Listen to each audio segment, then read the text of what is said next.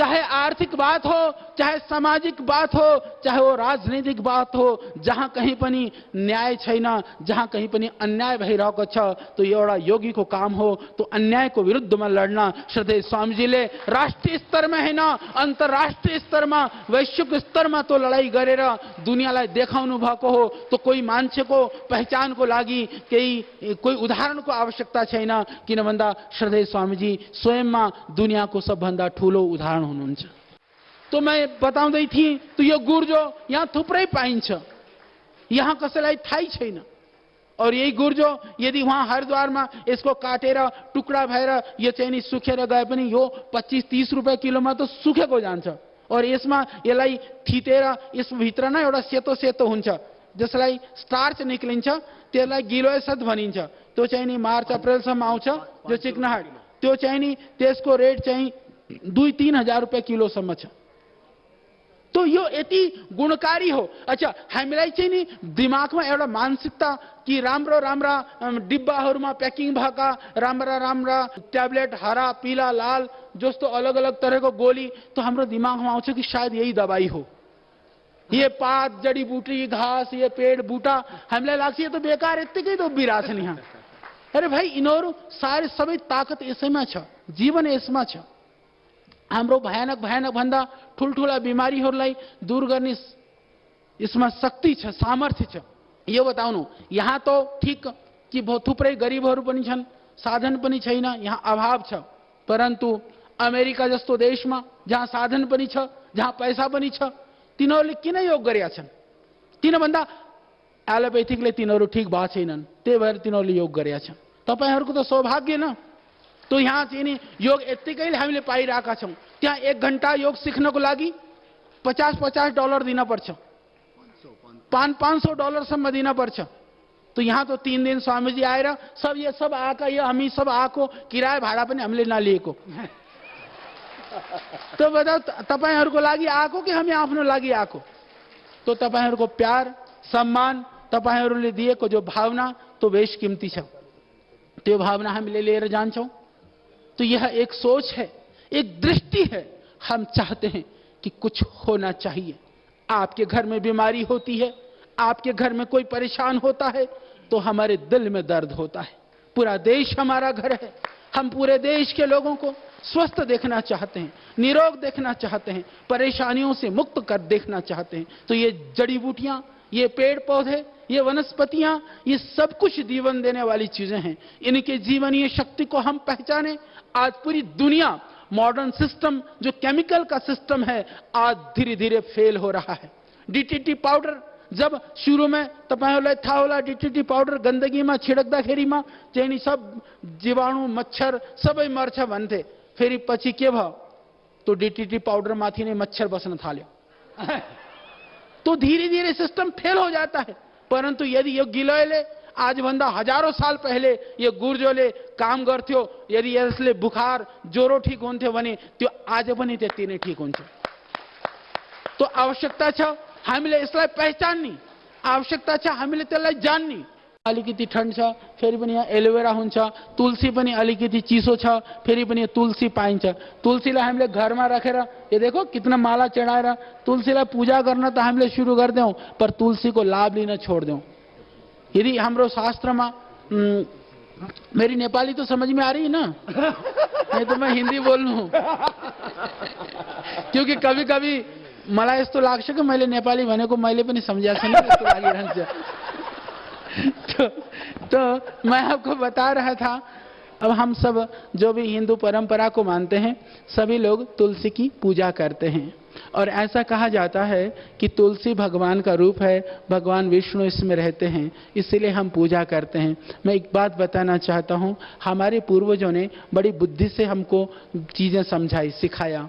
वो बहुत बुद्धिशाली थे। कभी कभी हिंदू धर्म को लेकर के कुछ लोगों को, कुछ बातों को लोग मजाक बनाने का प्रयास करते हैं। मैं उसके पीछे की विज्ञान को समझाने का प्रयास करता हूं। मैं एक उदाहरण तुलसी से ही लेता हूं, क्योंकि मेरे पास ये इन्होंने धर दिया, सुंदर तुलसी माता है, साड़ी सुड़ी पहना रखी है और माला भी पहना रखा है। तो मैं आपको बताता हूं कि तुलसी को यदि हमारे ऋषि लोग ये ना कहते कि इसमें भगवान का वास है, शायद आज तुलसी का एक भी पौधा हमको दिखाई ना देता। सबसे पहले क्या होता है कि किसी चीज को बचाना हो तो क्या करना चाहिए, उसकी महत्ता को बताना चाहिए। तो महत्ता को यदि वो कहते हमारी तरह से कि इसमें बहुत औषधीय गुण है, तो भी फिर भी घर में रख करके ऐसे साड़ी तो कोई नहीं पहुंचाता। अब बताओ ये गिलोय को कोई साड़ी पहना के रखता है घर में ऐसे सुंदर? कोई नहीं रखता, क्योंकि ऋषियों ने ऐसा नहीं बताया। तो तुलसी घर में होने से क्या लाभ होता है मैं आपको बता दूं। अभी एक बहुत बड़ा रिसर्च हुआ, आप लोग क्योंकि ना जो विदेशी बातें, विदेश में हुए चीजें वो हमको ज्यादा प्रभाव में डालती हैं। अभी कुछ समय पहले एक बहुत बड़ा रिसर्च हुआ, उस रिसर्च होने में ये पाया गया कि पौधे यदि घर के नजदीक होते हैं तो स्ट्रेस लेवल को कम करते हैं। सामान्य पौधे भी यदि घर के नजदीक होते हैं तो वह स्ट्रेस लेवल को कम करते हैं। विविध तरह के जो स्ट्रेस जनित बीमारियां हैं उन बीमारियों से बचा जा सकता है, ये रिसर्च हुआ। और इसमें तो आप कहेंगे कि फिर कोई भी पौधा रखो। फिर दूसरा रिसर्च हुआ, यदि घर के नजदीक ऐसा पौधा रखा जाए, क्योंकि जनरली प्लांट्स दिन में ऑक्सीजन छोड़ते हैं, रात को कार्बन डाइऑक्साइड छोड़ते हैं। तुलसी 24 घंटा ऑक्सीजन छोड़ता है। तो ऐसा पौधा रखा जाए जो 24 घंटा ऑक्सीजन छोड़ता है तो बहुत सारी बीमारियां और रोगों से बचा जा सकता है। तो हमारे ऋषियों को पता था कि तुलसी ऐसा पौधा है जो 24 घंटा ऑक्सीजन छोड़ता है। ये आज से हजारों साल पहले हमारे ऋषियों को पता था। इसीलिए ऋषियों ने कहा कि तुलसी के पौधे को घर में रखो, क्योंकि तुलसी घर में रखने से वह तुम्हारा भला करेगा। तो हमने ये सोचा भला कर देगा, तो रखने वाला भला तो हमने उठा लिया, उसका लाभ तो हमको मिल गया। और दूसरी बात, आजकल एक और भी चल रहा है, बहुत सारे लोग हैं जो वास्तु के नाम पर कि तुम्हारा वास्तु खराब हो रहा है, कोई दरवाजा तोड़ने में लगा रहता है, तो कुछ घर फोड़ने में लगा रहता है, कहीं और कोई कुछ करता रहता है, और घर में झगड़े झुगड़े भी होते रहते हैं। तो फिर कि वास्तु दोष को ठीक करने के लिए मैं कहता हूं कि आपको घर को तोड़ने फोड़ने की जरूरत नहीं है, अपने घर के आसपास खूब तुलसी लगा दो, उसी से तुम्हारा वास्तु ठीक हो जाएगा। बहुत तरह के आपके घर के आसपास में बैक्टीरिया हैं, वायरल है, दूसरी बीमारियां हैं। यदि उन बीमारियों से बचना चाहते हैं, तुलसी का पौधा घर में रख दीजिए, उससे ही आप जो है बहुत सारी बीमारियों से बच जाएंगे। ये तो रखने का लाभ है। और इस तुलसी के पत्तों को यदि आप 5-7 पत्तियां यदि सुबह प्रतिदिन, देखो एक चीज और सुनो, लोग कहते हैं तुलसी को चबा करके खाने से पाप लगता है, ऐसे बोलते हैं ना। तुलसी को आप गोली सी बना करके आप निगल लेना, ये इसके पीछे का विज्ञान है। और इसके अतिरिक्त तुलसी, चाहे आज कैंसर की प्रॉब्लम हो, चाहे वो किसी भी तरह के सर्दी जुकाम कफ एलर्जी बुखार, चाहे शरीर में दर्द हो पीड़ा हो, सभी चीज के लिए अत्यंत लाभकारी है। हम लोगों ने, क्योंकि कई जगह पर तुलसी नहीं मिलती है, तो हम लोगों ने तुलसी घनबेटी कर करके तुलसी घनबेटी बना दी, और इसकी भी घनबेटी बना दी, गिलोय के भी। तो यह एक्सट्रैक्ट की गोलियां हैं, तो आप तुलसी घनबेटी और गिलोय घनबेटी लेकर के खा करके भी उस लाभ को पा सकते हैं। तो यह जो सोच है ऋषियों की, हमारे ऋषि लोग बहुत वैज्ञानिक थे, हमारी परंपराएं बहुत वैज्ञानिक थी। तो इन परंपराओं को, क्योंकि अब घर में तुलसी रखते हैं तो कई लोग भोजन में भी उसको शुद्ध करने के लिए तुलसी की पत्ती को डालते हैं, पानी में या खाने में, भोजन में। मैं आपको बताना चाहता हूं कि भगवान का प्रसाद बन जाता है, ऐसा कहते हैं। भोजन भगवान का प्रसाद तुलसी डालने से इसलिए बन जाता है क्योंकि एक तुलसी का पौधा पूरे 1 गिलास पानी के अंदर, जो उसके अंदर बैक्टीरिया और वायरस हैं, जो उसके अंदर जो टॉक्सिन्स, जो विजातीय तत्व हैं, उसको खत्म करने में सक्षम है, इसीलिए उसको डालने की परंपरा थी। तो हम अपनी परंपराओं के वैज्ञानिकता को समझें, ये जरूरी है। लोग कई बार हमारी परंपराओं का उपहास उड़ाने का प्रयास करते हैं। ये उपहास की चीज नहीं है, इसकी वैज्ञानिकता को हम जानें, सिर्फ परंपराओं के नाम पर हम इन चीजों को ना करें। हमारी परंपराओं में, हमारी संस्कृति में कई तरह की विकृतियां भी काल के अंतर में पैदा हुई हैं।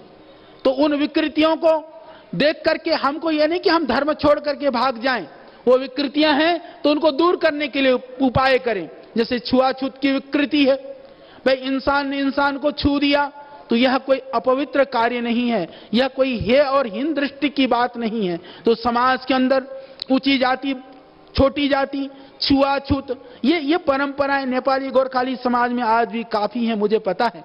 और कल मैं बात कर रहा था एक बहन से, अपने काफी एक्टिव कार्य करता है। तो ये जो छुआछूत की भावना है, ये हीन की भावना है, ये बहुत प्राचीन हमारी हिंदू संस्कृति की मूल भावना नहीं है। आप इसको समझिए। हमारे यहाँ कोई छुआछूत के लिए जगह नहीं है, कहीं उच्च नीच के लिए जगह नहीं है। कार्य के हिसाब से जिसकी जितनी बुद्धि थी, जिसका जितना सामर्थ्य था, तो वर्ण में बांट करके वो कार्य की दृष्टि से बांटा गया था। और शास्त्रों में तो ऐसा लिखा है, जो शास्त्र की बात करते हैं, जो हिंदू धर्म की बात कर करके लोग जो है लोगों को बरगलाने का प्रयास करते हैं, उनके लिए मैं एक संदेश देना चाहता हूं। जन्मना जायते शूद्र कर्मणा द्विज उच्यते, यह संस्कारा द्विज उच्यते, ये शास्त्रों में लिखी हुई बात है कि पैदाइशी तो सब शूद्र पैदा होते हैं, सब एक से पैदा होते हैं। मां के पेट में कोई कपड़ा पहन करके नहीं आता है, पेट से बाहर फिर बड़े और छोटे, ऊंचे और नीचे तो अपने कर्मों से होते हैं, अपने संस्कारों से होते हैं, अपने विचारों से होते हैं। तो अपने कर्मों के द्वारा हम ऊंचे और नीचे बनते हैं। तो इस बात को हमको पूरे समाज में भी, जो समाज की विषमताएं हैं, उन विषमताओं को भी दूर करना है और इन विषमताओं के लिए लड़ना है। ये ध्यान रख लेना, जहां जहीं इस तरह की विकृतियां हैं, वहां आप खड़े हो जाओ, छोड़ करके, धर्म छोड़ करके मत भागो। धर्म तो बहुत दिव्य है। यदि किसी ने कह दिया कि जो है धर्म के नाम पर कोई अधर्म की बात करता है, तो हमें धर्म के स्वरूप को समझने का प्रयास करना चाहिए कि कहीं छोड़ करके हमको प्लायनवादी नहीं बनना चाहिए। धर्म के रहस्य को समझिए। इसके अलावा दूसरी बात, आपकी हक की बात। कई लोगों ने कहा, कल मैंने सुना, मेरे को थोड़ा सा पीड़ा भी हुई। ठीक है, ये सारा ही एरिया पिछड़ा हुआ एरिया है, पिछड़ों में तो सबको आना चाहिए। तो बोले पिछड़ों में तो सबको लिया नहीं, पिछड़ों में एक दो जातियों को ले लिया, चलो वो भी अच्छी बात है, कम से कम थोड़े को ले लिया। पर मैं कहता हूं कि सारे को लेना चाहिए। पर कुछ लोग ऐसा कहते हैं, बोले जी हम इसलिए जा रहे हैं क्योंकि बोले हम पिछड़ों में तो हमारी गणना आती नहीं है, पर बोले धर्म बदल देंगे तो हम अल्पसंख्यक में आ जाएंगे, तो बोले हमको उसका लाभ मिल जाता है। एक बात बताइए, हम ये सोच करके कि मेरे माँ बाप जो है थोड़े अच्छे नहीं है, क्या माँ बाप भी बदल देंगे क्या? नहीं। ये छोटी छोटी, जिन हजारों वर्षों से हमारे पूर्वजों ने जिस परंपरा को जिया है, जिस परंपरा में वो रहते रहे हैं, उसके अंदर कोई कमी और खामी नहीं है। जब उनके जीवन निर्वहन के लिए साधन कभी कम नहीं हुए, तो मैं कहता हूं कि सोशल जस्टिस आपको नहीं मिल रहा है तो हम साथ में मिलकर के लड़ाई करें, यह तो अच्छी बात है। धर्म छोड़ करके भागें, इससे बुरी बात और कुछ नहीं हो सकती।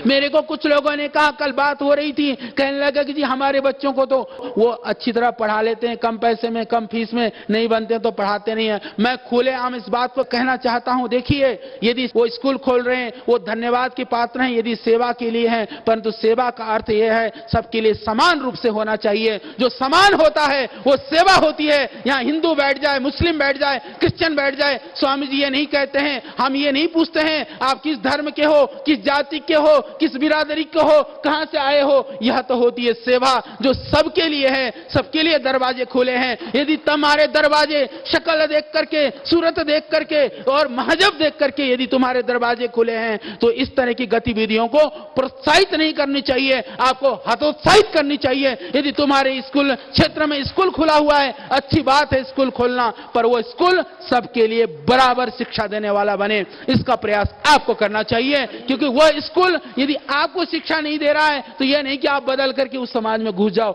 यह गलत बात है। तो हम भी शिक्षा के लिए प्रयास करेंगे, अच्छा बनाएंगे। पर मैं इतना ही बात कहना चाहता हूं, और धर्म में भी किसी को हिंदू रहना है, मुस्लिम रहना है, क्रिश्चियन रहना है, पहले धर्म के रहस्य को समझ करके, उसके विज्ञान को समझ करके आपको रुचि बनती है तो हम विरोध नहीं करेंगे। परंतु भय से, लालच से और कच्ची कच्ची जो छोटी छोटी चीजों से यदि आप विचलित होते हैं तो वह गलत है। आप सारी चीज को देखो, ये कोई बुद्धिमत्ता नहीं है कि आपनो आमालाई छोडेर सानी आमालाई आमा भन्ने मान्छेलाई कसैले राम्रो मान्दैन और आफ्नो आमा भनेर बढेर यदि धारणा धर्म इत्याहु धर्म धारेति प्रजा, धर्म हामीले धर्मलाई केही गर्दैनौं, धर्मले हामीलाई गर्छ, धर्मले हाम्रो रक्षा भइरहेको छ। धर्मो रक्षति रक्षितः, धर्मले हामी रक्षित छौं। यदि हामी रक्षा पाइरहेका छौं, हाम्रो ओजले धर्मले रक्षा पाएको छैन, यो ध्यान राख्नु। त्यही भएर त्यसलाई कहिल्यै त्यो सानो सानो कुरालाई लिएर मैले भने नि, यदि त्यसको वैज्ञानिकतालाई जानेर तपाईहरुलाई राम्रो लाग्छ भने त कुरा त ठीक छ। त्यस्ता व्यक्तिहरू कति छन् अनपढ, गाउँमा इन्टिरियरमा, जसलाई केही थाहै छैन, उनीहरू गइरहेका छन्। तो भयले हिंदू भी मत बनो, लालच से हिंदू भी मत बनो, तो लालच से कोई धर्म मत छोड़ो ना अपनाओ। मैं कहता हूं कि आप बुद्धि से करो, और ये जो भय से, डर से, ये इनजस्टिस है समाज के अंदर। जितनी भी बुराइयां हैं, चाहे वो हिंदू धर्म की बुराइयां हैं, हम उनका समर्थन नहीं करते हैं, हम बुराई का समर्थन नहीं करते हैं। जैसे हमने कहा, जाति के नाम पर, समुदाय के नाम पर या ऊंची नीचे के नाम पर जो विकृतियां हैं, जो उच्च नीच की भावनाएं हैं, हम उसको समर्थन नहीं देते हैं। पूजा पाठ के नाम पर, पूजा पाठ के नाम पर, मंदिरों के नाम पर, ये घुसेगा, ये जाएगा, सबके लिए सभी चीज हैं। मैं तो एक ही बात जानता हूं, हमने एक ही चीज पढ़ा है कि देखो, जो परमात्मा है वो यदि हमारा त्वमेव माता च पिता त्वमेव बंधुश्च सखा त्वमेव, यदि वो हमारा माई बाप है, वो हमारा बंधु है, वह सखा है, सब कुछ है, तो हम सब उनके पुत्र और पुत्रियां हैं। माँ बाप की संपत्ति पर सबका समान अधिकार और समान हक होता है। इसी तरह से हम सबका समान अधिकार परमात्मा के प्रति है, धर्म के प्रति है। सब कुछ जो दुनिया में है उनका सारा अधिकार हमको समान रूप से मिला हुआ है। तो आप सब लोग, क्योंकि देखो, टुकड़ों में बंटोगे तो जो आपकी जो लड़ाई है, जो आंदोलन है, वो कमजोर पड़ेगा। इसको समझो। बड़े बड़े षड्यंत्र होते हैं, बड़े घाघ लोग हैं इस दुनिया में, देश में। आपको बात समझ में नहीं आती है, आपको तो छोटी छोटी बातों से बरगलाया जाता है और छोटी छोटी बातों से कहीं ना कहीं हमको भ्रमित किया जाता है। आपको भ्रम में नहीं आना है। आपके उनके कुत्सित प्रयासों में जो वो तो यही चाहते हैं। अच्छा ये बताइए, गोरखालैंड आपको चाहिए कि और किसी को चाहिए? तो तपाईहरुलाई चाहिए तो फिर तपाईहरु एक भएर पाइन्छ कि अलग अलग भएमा पाइन्छ? तो फिर एक किन नहुने? तो फिर अलग कुनै कुराबाट पनि मैले भने चलो पिछड़ोमा चाहिँ नि सबैलाई हक पाइनुपर्छ, चाहे कोही पनि होस्, जो भी गरीब उसको उठाना। परंतु क्या फिर हमें अल्पसंख्यक र बहुसंख्यक भएर चाहिँ नि सिर्फ आरक्षणको लागि चाहिँ नि यताउता भट्क्यौं भने तो फिर तो खत्म भइहाल्छ नि काम। तो सबैलाई मिलाउस् न अधिकार, सबैको लागि सबै मिलेर लड्ने हो भने सबै कुरा पाउन सजिलो हुन्छ। और इस देश को संविधान, देश को व्यवस्था, देश को कानून हाम्रो अधिकारलाई त्यसले दिन बाध्य हुन पर्छ। परन्तु सत्यको लागि पनि ध्यान राख्नु, सत्यको लागि पनि संघर्षको आवश्यकता हुन्छ। शक्तिको लागि, सत्यको लागि पनि हामीलाई हाम्रो आवाज बुलन्द हुन पर्छ। त्यसको लागि एक भए मात्रै त्यो सबै हुन सक्छ। तो आप सब एक बन करके, नेक बन करके, अच्छे बन करके आगे बढ़िए और अपनी परंपराओं को, अपने आदर्श को, अपने मूल्यों को मत छोड़िए, क्योंकि जो वहाँ पर है वह अन्यत्र कहीं भी नहीं है। जिन परंपराओं को हजारों हजारों वर्ष से हमारे पूर्वज करते आए हैं, उन परंपराओं को छोटे से लालच में आकर के मत तिलांजलि दो, मत दो। ये मेरी प्रार्थना है। और मुझे बहुत अच्छा लगा, मलाई पनि खूब राम्रो लाग्यो, किन भन्दा मलाई नेपाली पनि अलिअलि आउँथ्यो, जति आउँथ्यो तो ये बोल्ने मौका पाएँ। और हाम्रो हृदयमा खूब भावना छ, संवेदना छ। और श्रद्धेय स्वामीजीको पनि यो इच्छा छ, दार्जिलिङको लागि, गोर्खाल्यान्डको लागि जो पनि हुन सक्छ, जति पनि हुन सक्छ, पतञ्जलि योगपीठ, श्रद्धेय स्वामीजीसँग जोडिएका लाखौं लाखौं जना सबै त्यस अभियानमा साथै छन्, सँगै छन्। और हामी सबै एक भएर आन्दोलनलाई पनि लक्ष्यमा पुर्याउँ और इस दार्जिलिङको उन्नतिको लागि, समृद्धिको लागि पनि हामीले काम गरौँ। यहाँको जो अत्यन्त गरीब, जो पिछड़ा हुआ, जो बिल्कुल सबभन्दा अन्तिम पाइदानमा जो बसेको मान्छेलाई उठाउने काम गरौँ, त्यसलाई उठाएर हामीले मुख्यधारामा ल्याउने काम गरौँ। यसको लागि नै हामीले काम गर्ने हो। तो मेरी खूब शुभकामना, खूब खूब आशीर्वाद और तपाईहरुको प्यार र आत्मीयता भएमा अहिले, क्योंकि विमल दाई तो लाग्नु भएको छ जग्गाको लागि, फेरि पनि लाग्नु भएको छ, तो जमीन को काम पूरा भयो भने। यदि एक बात और बता जाऊं, क्योंकि मैं थोड़ा सा डरता हूं, एक बात बता देता हूं डरते डरते। विमल जी, ये मैं सब सामूहिक रूप से कह रहा हूं, क्योंकि कल के दिन में यदि पतंजलि योगपीठ बनने में लेट हुआ तो समझ लेना कि हम लेट नहीं कर रहे हैं, जमीन मिलने में लेट हुआ। और दूसरी बात, और मान लीजिए कि विमल जी जमीन देने में थोड़े लेट हुए तो समझ लेना विमल दाई लेट हुनु भएको हैन। अहिले जो गोर्खाल्यान्ड को अधिकार नपाउनको भएको हुँदामा भूमि चाहिँ नि अधिकार क्षेत्रमा छैन, त्यही भएर लेट भएको। यदि त्यो लेट भयो भने तो गोर्खाल्यान्ड को सम्पूर्ण अधिकार आफूले पायो भने फिर धेरै चाँडै हुन्छ, त्यही भएर त्यसको लागि पनि चाँडै गर्नु। तो बस यति नै कुरा मैले भन्ने थियो। मेरे खूब शुभकामना। और कि कल से मेरे को बहुत सारे लोग छेड़ रहे थे, आचार्य जी आप चुपचाप बैठे थे, आप बोल नहीं रहे थे, आप कई कुरा भन्नु हुन्न, कई बात बताउनु गर्नु। तो मैले प्रयास गरेँ, मैले बताइदिएँ, फेरि चाँडै आउने, केही न केही राम्रो गर्ने। और यही शुभकामना लिएर, यही भावना लिएर म आफ्नो वाणीलाई विराम दिन्छु। ओम।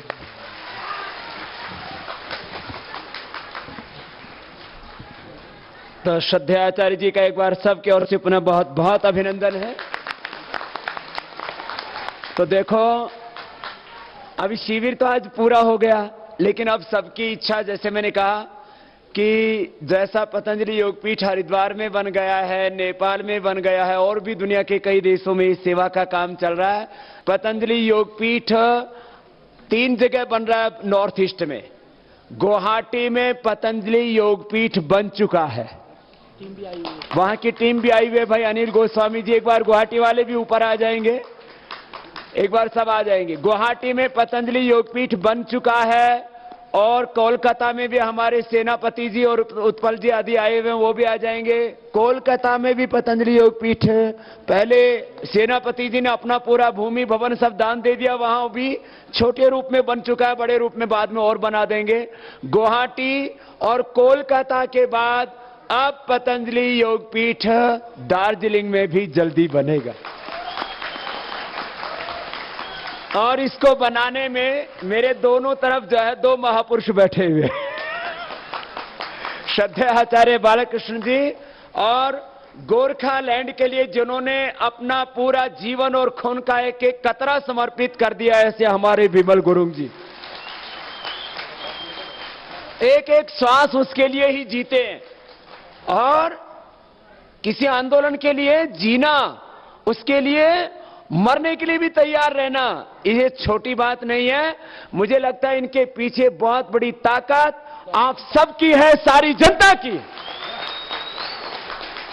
और कोई किसी आंदोलन के लिए लड़ता है ना, तो उसको घर से भी ताकत ना मिले ना तो लड़ नहीं सकता। जब भी मैंने देखा, मैंने गोरखालैंड की बात कही, तो इनकी धर्मपत्नी, क्या नाम है उनका, आशा गुरुंग, वो आशा गुरुंग की आंखों में मैं आंसू देखता हूं कि हमारा पति का साथ देने के लिए, गोरखालैंड का साथ देने के लिए कोई फकीर भी आया। एक भावना होती है कि हम लड़ रहे हैं, कौन सुनेगा हमारी। मैं कहता हूं तुम्हारी अब भगवान भी सुनेंगे और सत्ता पर बैठे लोगों को भी सुनना पड़ेगा। और यह काम जल्दी होगा, लेकिन इसके लिए एक बार जोर का धक्का लगाना पड़ेगा। उसके लिए आप लोग तैयार रहना। कोई काम ऐसे आसानी से नहीं हो जाता है। दुनिया में जितने भी बड़े परिवर्तन हुए, उसके लिए कुछ ना कुछ तो अपने को तप करना पड़ता है, संघर्ष करना पड़ता है, खोना पड़ता है। बिना खोए कुछ पाया नहीं जाता है। तो पतंजलि योगपीठ बहुत जल्दी ही गोरखालैंड में बनेगा, उसकी आप लोग तैयारी कर लीजिए। आचार्य कुलम, जहां वैदिक शिक्षा, आधुनिक शिक्षा, श्रद्धेय आचार्य श्री बोल रहे थे कि एक ऐसा शिक्षा संस्थान बने जहां पर पूरे गोरखालैंड के बच्चों को समान रूप से पढ़ने का अधिकार मिले, वो आचार्य कुलम बने। यहां की गौमाता कटती है और आपकी आंखों में आंसू आता है कि उसका उपयोग हम पूरा नहीं ले पाते, और कुछ लोग फिर उसको खाने में ही प्रयोग कर लेते हैं, तो अपना दिल दुखता है, अपनी आत्मा रोती है। तो गाय के पालन में, गाय की सेवा में उसको प्रोत्साहन देने के लिए एक डेयरी का उद्योग भी यदि लगाना पड़ा तो उसको भी लगाने के लिए हम लोग तैयार हैं। उससे गाय माता की रक्षा भी होगी, हमको अच्छा दूध घी मिलेगा, जो पीढ़ियां हमारी औलादें, हमारी संतानें, वो उससे स्वस्थ बनेंगी। और पतंजलि आयुर्वेद का अब उसमें किस किस तरह से कार्य हो सकता है, किसानों की फसल से लेकर के, उनके फलों से लेकर के, उनके खेतों में जड़ी बूटियों से लेकर के, यहां की जंगल की जड़ी बूटियों से लेकर के, उसके लिए भी पतंजलि आयुर्वेद का, जड़ी बूटियों के प्रोसेसिंग का, उनके परचेजिंग का जो भी कार्य होगा, वो भी यहां दार्जिलिंग और गोरखालैंड में होगा। तो इतने बड़े बड़े कार्यों को करने का संकल्प यहां पर है। मैंने कहा पहला सेंटर गुवाहाटी में, दूसरा कोलकाता में, और अब यहां दार्जिलिंग गोरखालैंड में 3 बड़े सेंटर पतंजलि योगपीठ के नॉर्थ ईस्ट में बहुत जल्दी ही कुछ बन गए, कुछ बन जाएंगे। तो इस सारे काम में आपको थोड़ा थोड़ा सहयोग भी करना है। ये जरूरी नहीं कि आप लाखों करोड़ रुपए दान करें। यहां कुछ भाइयों ने उसके लिए दान भी किया। हमारे भाई ब्रजमोहन जी और उनके एक दूसरे रिलेटिव आए हुए थे। उनकी एक रिलेटिव तो ऐसी है जो रोज योग करती है, उसकी कई वर्षों की कई बीमारियां मिट चुकी। कल मेरे से बोले बाबा जी हमको पतंजलि योगपीठ में कुछ सेवा करने का मौका दो। तो ऐसे भाई ब्रजमोहन जी और उनके परिवार से लेकर के भाई अरुण जी जो हरियाणा में, भाई हमारे विमल गुरुंग जी के ही साथ में सेवा करने में लगे वो, तो बोले बाबा जी मुझे भी सेवा का मौका दो। तो वो भी पतंजलि योगपीठ के मेंबर बन चुके हैं, उनको भी बहुत बहुत आशीर्वाद है। ऐसे बहुत से सदस्य बने हैं और आगे इस काम को आगे बढ़ाना है।